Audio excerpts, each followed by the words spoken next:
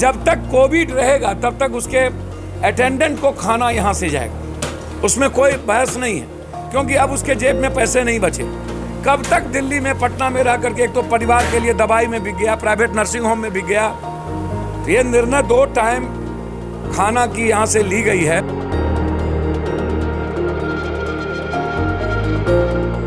बिहार के मुख्यमंत्री नीतीश कुमार ने ट्वीट कर जानकारी दे दी है कि बिहार में 15 मई तक लॉकडाउन लगा दिया गया है। और यहाँ पे देखिए हम पप्पू यादव के आवास पर हैं और नीचे देखिए जो है वो खाना बनाया जा रहा है आम लोगों के लिए, जो लॉकडाउन में जो लोग परेशान होंगे उनके लिए भोजन बनाया जा रहा है। पप्पू यादव खुद यहाँ मॉनिटरिंग कर रहे हैं।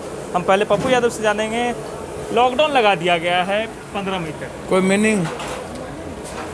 ये लोग लॉकडाउन को बीमारी का सबसे बड़ा तोप खा लिए। लोग ऑक्सीजन के चलते लोग मर रहे हैं, उस पर कोई बात नहीं हो रही है।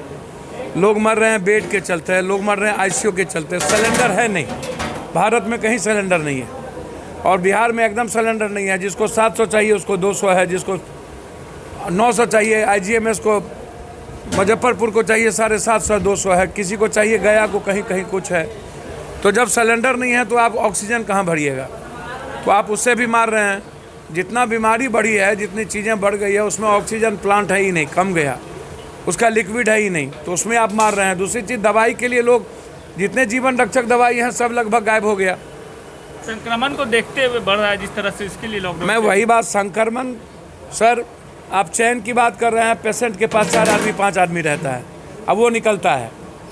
आप किस संक्रमण की बात करते हैं? कहीं पर नर्स नहीं है, इनके पास इंफ्रास्ट्रक्चर नहीं है, लोग ही अपने पेशेंट के लिए जीता है, देख रहा है।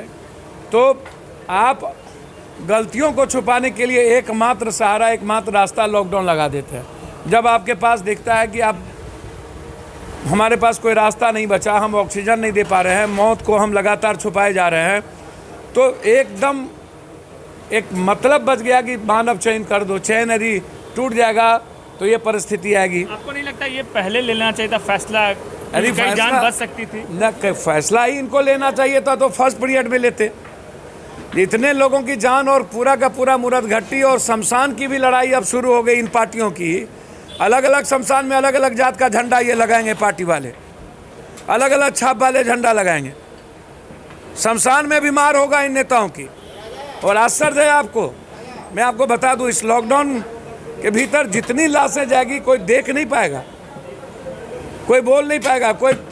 अब लॉकडाउन के नाम पर पदाधिकारियों का नंगा नाच होगा। आप डराइएगा, आप पैसे को डाइवर्सन करिएगा, ऑक्सीजन के लिए लोग मरेंगे, कोई जाने वाला देखने वाला रात में नहीं बचेगा।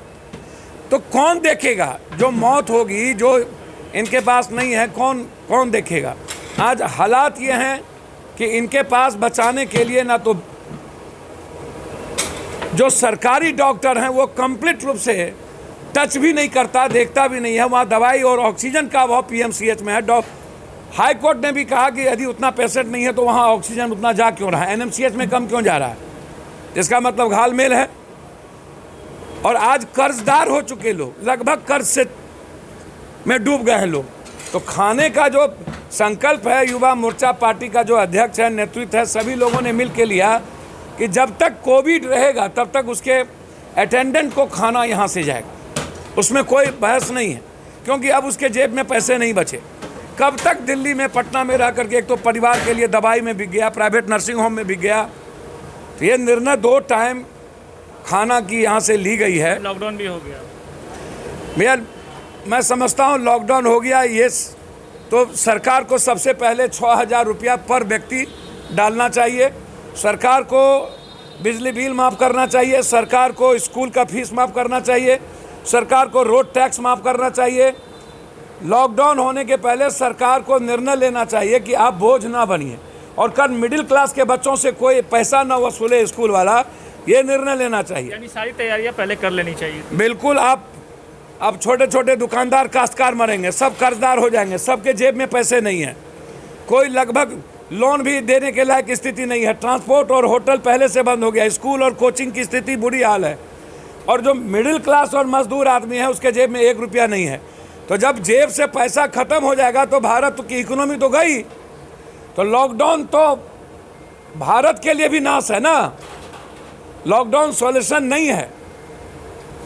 तो इसीलिए जब तक जेब में परचेजिंग पावर नहीं होगी तब तक भारत की इकोनॉमी मजबूत नहीं होगा। सरकार को चाहिए हर व्यक्ति के मिनिमम 6,000 रुपया प्रवासी मजदूर को दे, और इन लोगों का जो जिसको आप रोक रहे हैं, जो रोजमर्रे की काम में उसका बिजली क्या होगा, उसकी EMI क्या होगा, उसका टैक्स क्या होगा, तो आप सरकार को गंभीरता से निर्णय लेकर के लॉकडाउन लगाना चाहिए। लॉकडाउन सिर्फ अभी जो सरकार लग रही है अपने कुकर्म को और पदाधिकारी के चोरी को ढकने के लिए।